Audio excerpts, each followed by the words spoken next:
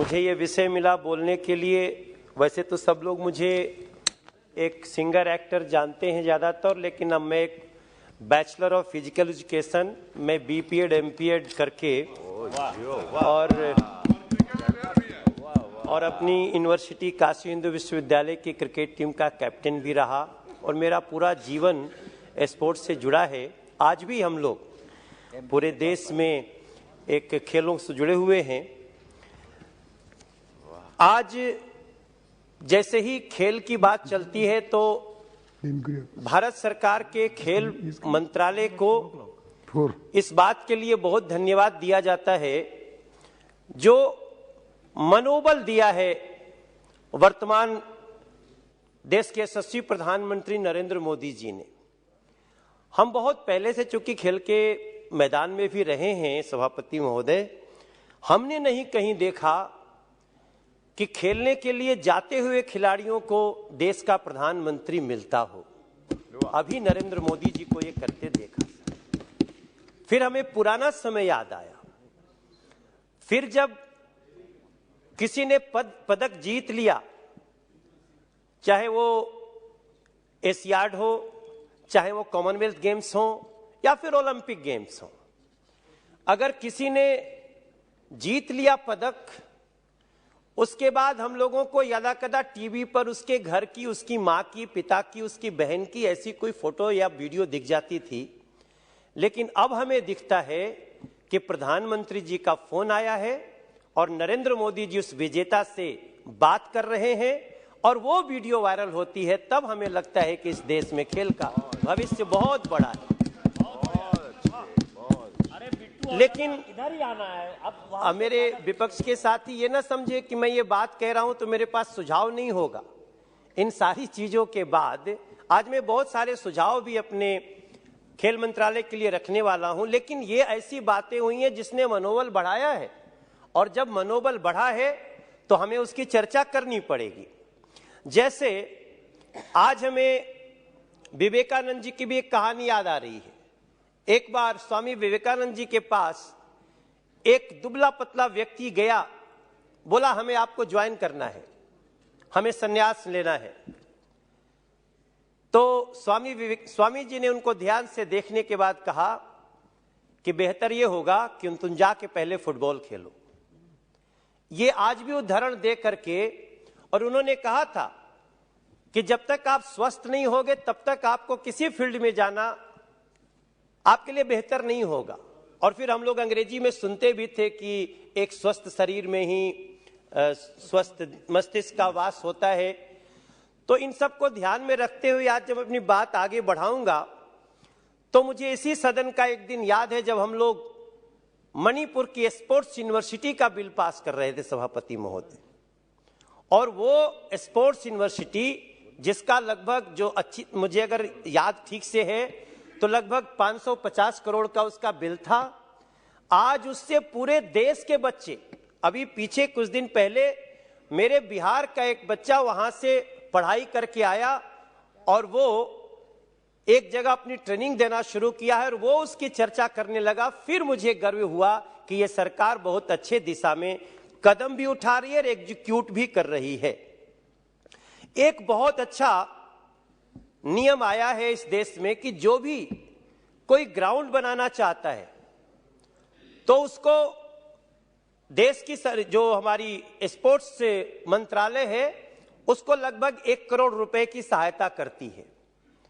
अब ये सुन के मुझे थोड़ा मेरे बचपन का समय याद आया। सबका समय अपने को याद आएगा जब हम लोग को गांव में खेलना होता था सभापति महोदय। आपने भी ये देखा होगा कि जब खेलना होता था तो पहले हम धान कट जाता था तो उसकी जो डंठल लगी होती थी उसको निकाल करके कुदाल फरसा ले करके बराबर करके ईंटा से कुछ के हम लोग ग्राउंड बनाते थे, तब जाके खेलते थे और कितने बच्चों के तो उंगलियां उसमें फट जाते थे।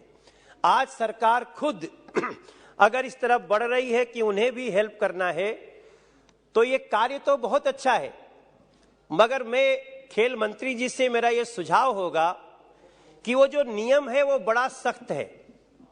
उस नियम को थोड़ा सा हम जब सहज करेंगे तब हमें इस गांव में इस देश के प्रत्येक गांव में एक ग्राउंड देने का हमारा सपना पूरा हो सकता है, तब जाके हम लक्ष्य को पा सकते हैं। इस देश के प्रत्येक गांव में एक ग्राउंड होना बहुत आवश्यक है सभापति महोदय। और आप देखिए, एक गांव में अगर किसी सांसद ने या विधायक ने वॉलीबॉल का ग्राउंड बनवा दे, अगर एक फुटबॉल का ग्राउंड बनवा दे, तो उसके वोट में 1 से 1.5 करोड़ 1 से 1.5 लाख का इजाफा हो जाता है।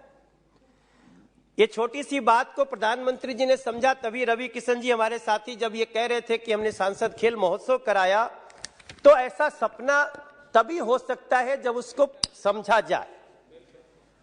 और दूसरी चीज, हमने इसका महत्व भी देखा।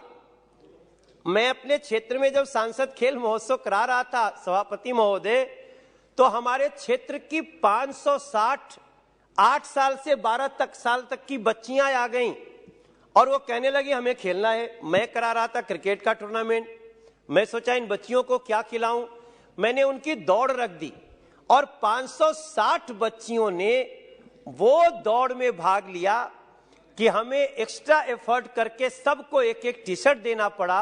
और तब मुझे नरेंद्र मोदी जी की उन बातों का अर्थ भी समझ में आया कि खेल के द्वारा हम कैसे जुड़ सकते हैं। मगर 2-3 सुझाव मेरे आज जरूर रहेंगे, जिसके कारण आज मुझे अपने मिले हुए समय का सदुपयोग करना है। हमारे खिलाड़ी सिर्फ पदक जीतने तक ही नहीं हमको सीमित रखना चाहिए। जब एक खिलाड़ी खेल के मैदान में जाता है तो वो अनुशासित भी होता है।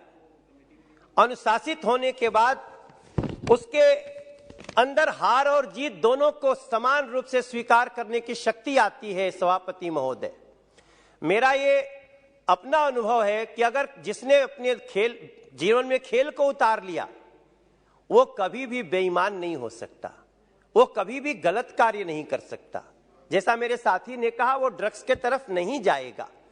और इसके कारण हम लोगों को खेल के द्वारा हो रहे व्यक्तित्व विकास को भी ध्यान में रखना है। पर्सनालिटी डेवलपमेंट एक ऐसा विषय है जिसको लेकर के हमारे देश के यशस्वी प्रधानमंत्री जी बहुत चिंतित रहे हैं। इसीलिए जैसे हमारे यहाँ स्पोर्ट्स अथॉरिटी ऑफ इंडिया है, यहां से हर खेल के लोगों को सहायता करने का प्रावधान है। लेकिन मेरा एक अनुभव थोड़ा सा अच्छा नहीं रहा। अपनी लोकसभा को लेकर खेल मंत्री जी बैठे हैं कि हमें एक रेसलिंग मैट के लिए 2.5 साल रिक्वेस्ट करना पड़ा, फिर भी उसका वो रेसलिंग मैट नहीं मिला। तो मैंने एक चिट्ठी भी लिखी। मेरी प्रार्थना है कि इन जो सहायता ऑलरेडी हो रही है उसको सिर्फ अधिकारी तक ही न छोड़ा जाए, उसको एग्जीक्यूट करने में उस नियमों को सरल किया जाए ताकि हम सही मायने में उसका लाभ उन लोगों को दे सकें। हम जिस रेसलिंग मैट और जिस अखाड़े की बात कर रहे हैं, वहां से हमें दिव्या सेन जैसी पहलवान मिली है जो वर्ल्ड के फोरम पे जाके भारत के लिए पदक भी लाई है। हमारे वाराणसी में, वाराणसी की एक चर्चा करना चाहता हूं सभापति महोदय। हमारे बनारस के और पूर्वांचल उत्तर प्रदेश के क्षेत्र की खुशी का ठिकाना नहीं है जब हमें 450 करोड़ का एक बजट मिला है। वहां एक सिगरा स्टेडियम है। सिगरा स्टेडियम को पहली बार एक बड़े अत्याधुनिक स्तर का स्टेडियम बनाने का कार्य शुरू हुआ है। मैं अपनी तरफ से बहुत धन्यवाद देना चाहता हूं नरेंद्र मोदी जी को, जो वहां के सांसद हैं, और खेल मंत्रालय को, जिन्होंने ये बजट वहां के लिए निर्गत किया। कार्य शुरू हो गया, हमने नक्शा भी देखा है। पर मेरा इसमें छोटा सा सुझाव है। खेल मंत्री जी यहां बैठे हैं। सर, बनारस में और भी बहुत सारे ऐसे ग्राउंड्स हैं जिनमें थोड़ा थोड़ा ध्यान देने से वो भी अपने आप में अंतर्राष्ट्रीय स्तर के बन सकते हैं। अगर उनको चिन्हित करके, मैं उसकी लिस्ट भी देने वाला हूं, सर को दे सकता हूं, अगर उनको शामिल कर लेंगे तो वो बहुत बड़े स्तर पे पूरे पूर्वांचल और वाराणसी क्षेत्र को एक बड़ा फायदा होगा।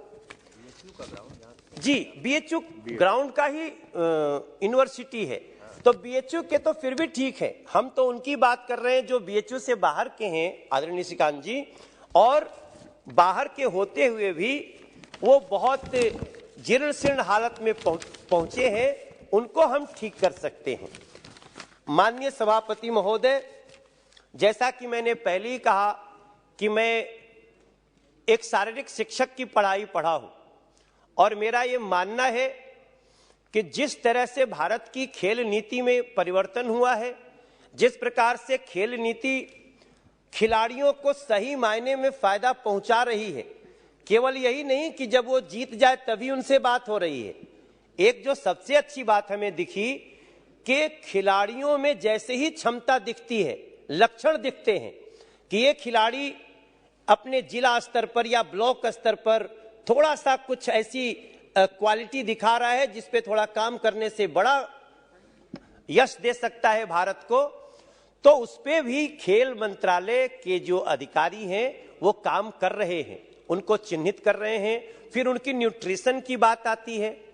हम समझते हैं इस सदन का हर साथी बहुत खुश होगा कि जो डाइट था, उस डाइट का जो दर था, जो पैसा दिया जाता था, आज उसको भारत सरकार ने लगभग उस डाइट को 3 गुना उसका खर्चा कर दिया है, जो हमारे लिए बहुत ही खुशी की बात है और हम नरेंद्र मोदी जी को इसके लिए बहुत धन्यवाद भी करते हैं।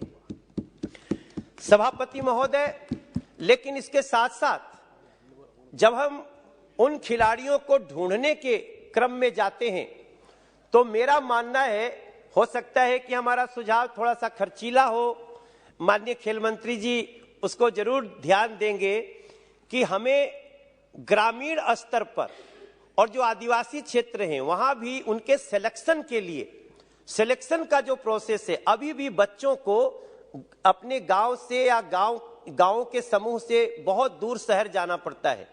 मेरा एक सुझाव है कि क्या हम इन सिलेक्शन को कभी कभी गांवों में सिलेक्टर्स को भेज सकते हैं, कभी कभी उनकी कंपटीशन जो आमतौर पे लोग, स्थानीय लोग कराते हैं या एसोसिएशंस कराते हैं।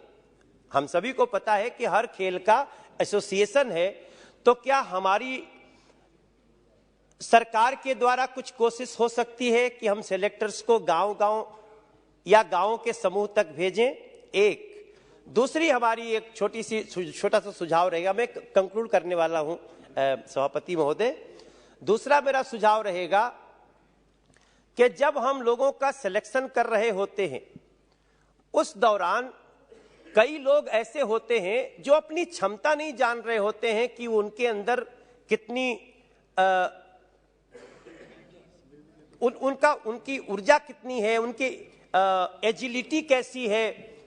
ये सारी चीजों को अगर हम, जैसे गांव-गांव आजकल स्वास्थ्य सेंटर, अभी तो हमारे स्वास्थ्य मंत्री जी बैठे थे, चले गए, इस पे मैं आने वाला था कि जैसे हम लोग वेलनेस सेंटर बना रहे हैं, वेलनेस सेंटर गांव-गांव हो रहा है, तो मैं अपने खेल मंत्री जी को कहूंगा कि सर, अगर वेलनेस सेंटर पे हम खिलाड़ियों की क्षमता का भी टेस्ट करने लगे तो जरूरी नहीं हम बीमार का ही केवल टेस्ट करें, तो भी हम एक खिलाड़ियों को लेकर के निकाल सकते हैं। और अंत में सिर्फ एक बात कहना चाहूंगा कि ये बातें तभी हम कह रहे हैं जब हमें आशा जगी है और हमारी कई खिलाड़ियों से बात होती है। मैं समझता हूं इस दौर में जिस तरह से खेल मंत्रालय काम कर रहा है, नरेंद्र मोदी जी जैसे सकारात्मक रूप से इसको ले रहे हैं, हमें बहुत आशा है और आशा और बढ़ी है। आपने हमें बोलने के लिए मौका दिया, बहुत बहुत धन्यवाद। वीके न्यूज, राष्ट्र के नाम।